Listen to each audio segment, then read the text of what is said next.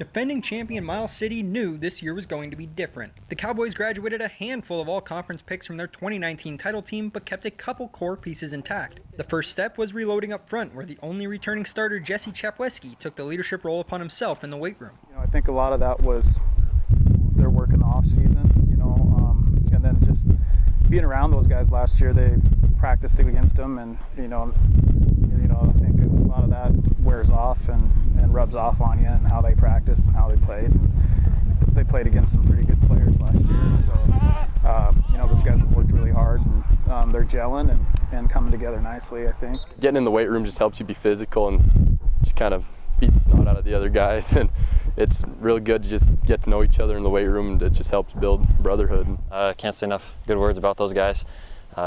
Game in and game out, they're sacrificing their bodies for me, and I love them to death and thank them after every game. So they're doing a great job adjusting, learning on the fly, and taking it game by game.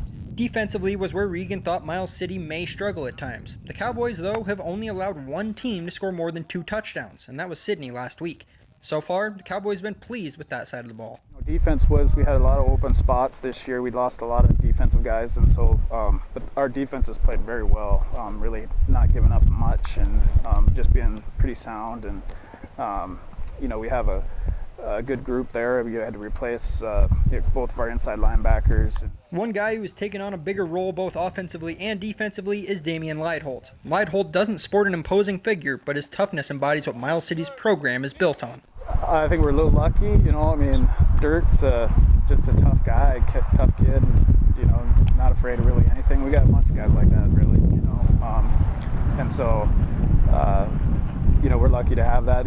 I think that's probably something. I think that's kind of a tradition that's happening here for a long time, and, we do have a bunch of guys that have brothers that have played, and dads, and all that stuff, and so, I think it's just kind of what they expect and what we try to do every day, and so it's a year-long process, and they're bought into that.